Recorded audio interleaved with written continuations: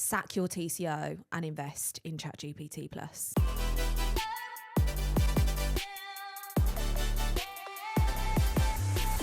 Welcome back. We are on episode 3 of Chairside with Dominate Dental. My name is Josie. I'm Megan. We are here and we are doing it. We're talking about AI. I'm so glad we've got an episode on this because I could probably speak about AI probably for about 3 episodes. Who couldn't, right? Genuinely. Everybody right now, particularly dental practice owners, obsessed with AI. All businesses, I feel like it is such a hot topic at the moment and you can't escape it, right? I know it can be a bit of a controversial topic. Mm-hmm. We are very AI forward. We are. Dominant. We love a bit of AI. Love it or hate it, you can't escape it. No, you can't escape it. And AI is only as good as the people who are empowering it and using it. We are absolutely AI forward. It is the infrastructure of EnGen, right? Yeah. Our CRM lead management system. We differentiate ourselves. Our USP is that we are using AI to pre-qualify your new patient inquiries. Exactly. So we've harnessed it. We did so 18 months ago. We are well into the throes of developing EnGen and making more and more of it. Version 2, am I right? Version 2 is about to go live. Very exciting. New interface, new UX. V2 of EnGen if you want a demo. I was going to say you can book a demo with Josie if you were interested in EnGen. It's a very good tool. It's so good. I could talk about EnGen all day long. It's so good. Me too. Where do you see AI heading inside of dental practices right now?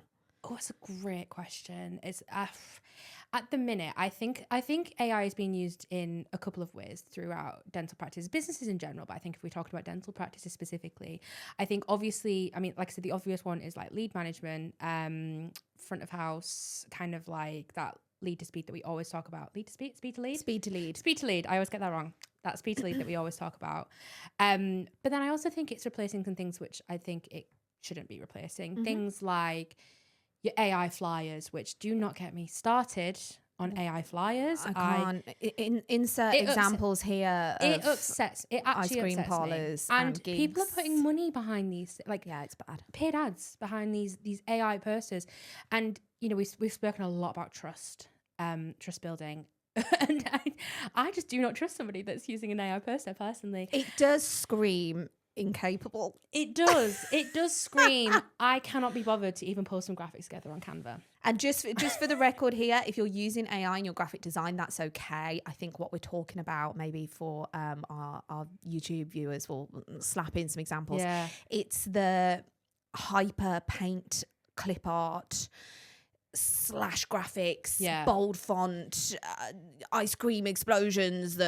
Exactly. It's replacing promotional content. It's replacing even pictures of people, which I think is probably the most concerning. I think AI can do some great things, and sometimes it's really accurate with people. I think for you, I don't know why it can never get your face right. It can never get your face right. It's a difficult face to replicate. Nothing can create such beauty. I think that's what it is. Megan. I think that's what it is. But I think when people are actually using it to replace pictures of their team, I find that really concerning. So I think the future is that, to go back to your question, you know, dental practices are embracing it, but they're embracing it in wrong ways, I personally believe. And I think, like I said, I am not anti-AI in the slightest. I just think we can use it in smarter ways. And you know, like I said, we're always talking about people first approach and people buy from people. AI shouldn't be replacing people. No, absolutely not. Which I think is quite controversial. So we're not sat here saying sack your TCO and invest in ChatGPT Plus. Is that what we're saying? No, we're not. Where is AI beneficial? Like I say, we are very forward thinking with it. So like, what are the benefits of using AI within dental practices? AI within dental practices should be there to enhance and support what your human beings are doing, right? Yes. In dentistry specifically, admin support, absolutely fantastic. In marketing for dentistry, we need to be using AI to cut through the crap, pre-qualify, answer really simple questions. You know, even let's go back 6 years where everybody started having a chatbot on their website, right? The most kind of crude form of AI before it blew up in the last 3 to 4 years. Chatbots are taking away the pressure, the nitty gritty, the demand for constant information from patients. especially things like, you know, simple things like, where can I park? Yeah, exactly. What's your address? Exactly. You know, do you take children?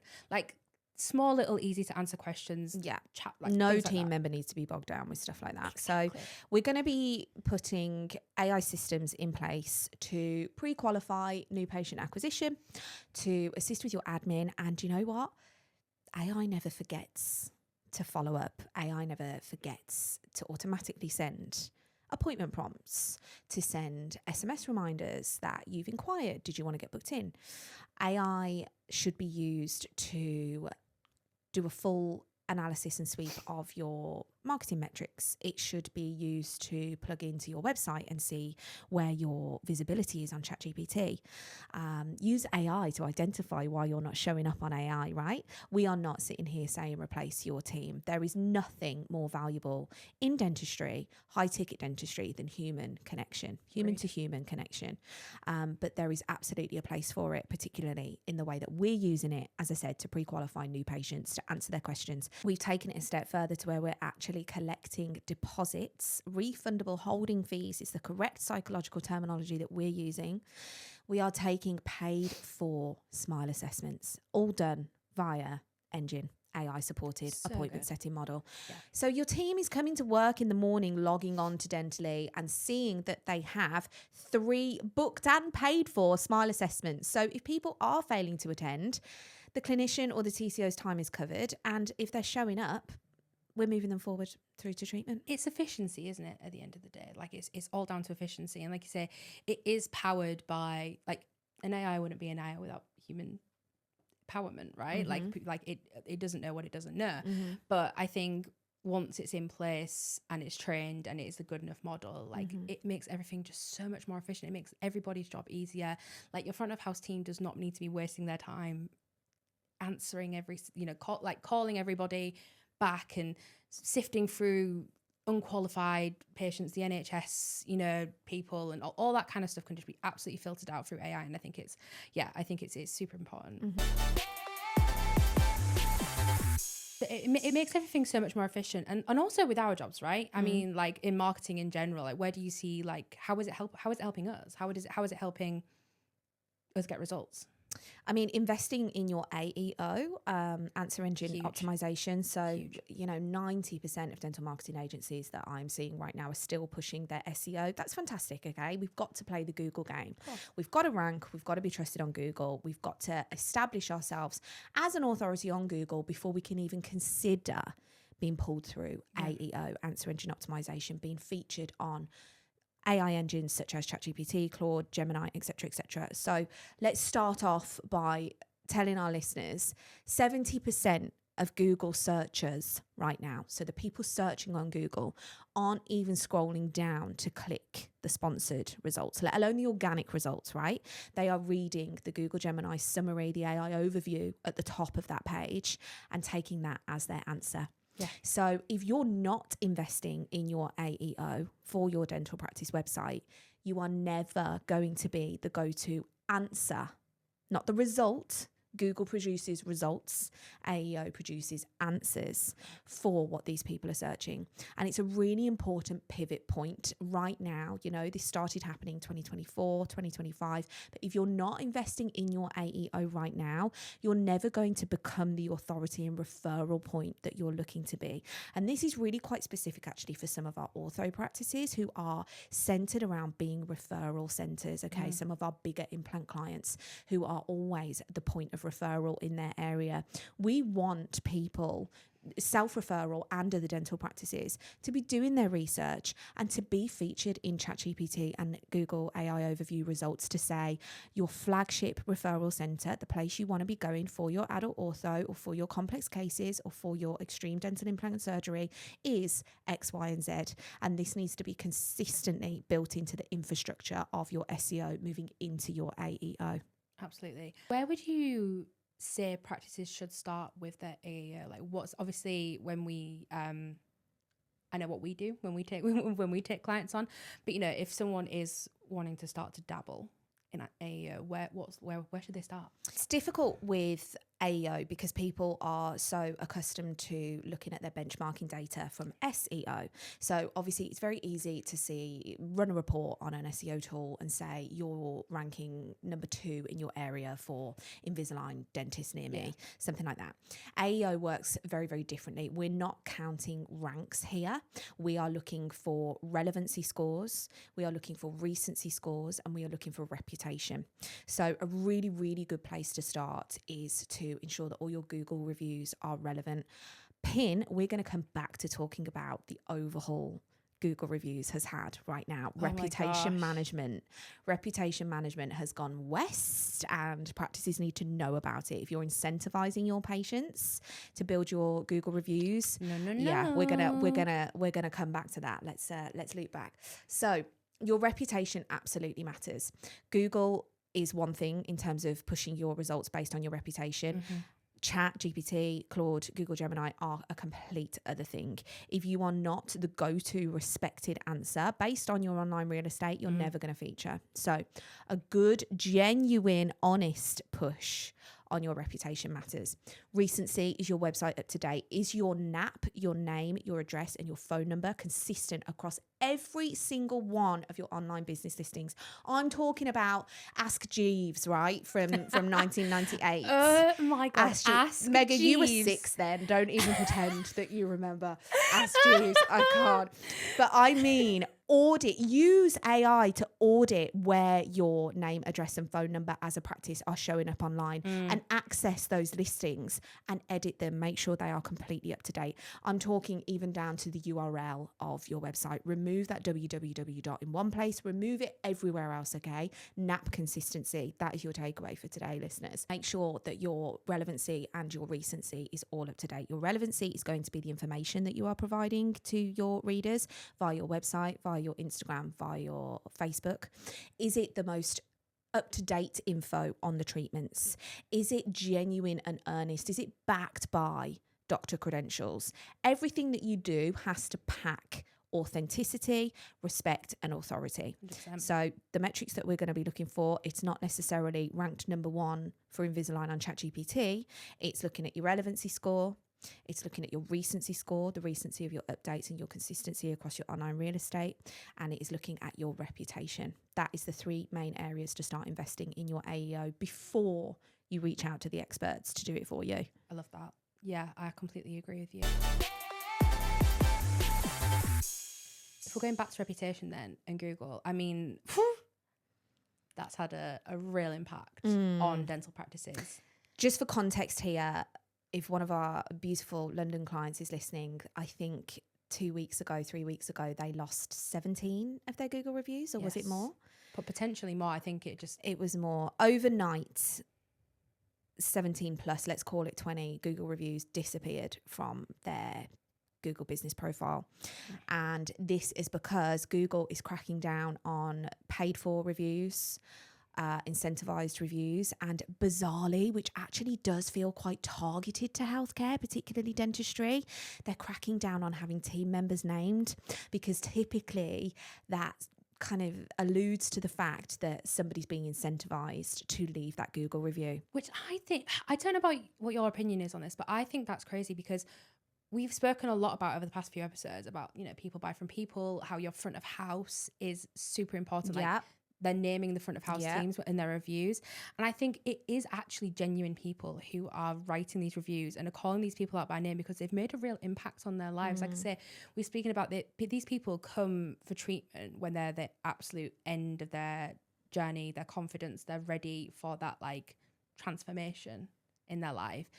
So they are going to be willing to call out the people who have made that impact. Of course they are. Of We sit here saying make that hardcore first impression, invest in your front of house team. You want somebody to jump onto Google and say, subject on reception was absolutely unreal. Thank you so much. And Google has gone, no, it's too specific. You've incentivized it. So it's insane. It's tough. It's tricky. And as I say, healthcare dentistry has taken a whack with that. Yeah. We're not quite sure what the workaround is right now, but I think you know, it's just a bit of a takeaway if you are paying for reviews, which a lot of, not necessarily dentists, but a lot of new businesses certainly have taken that tack in the past.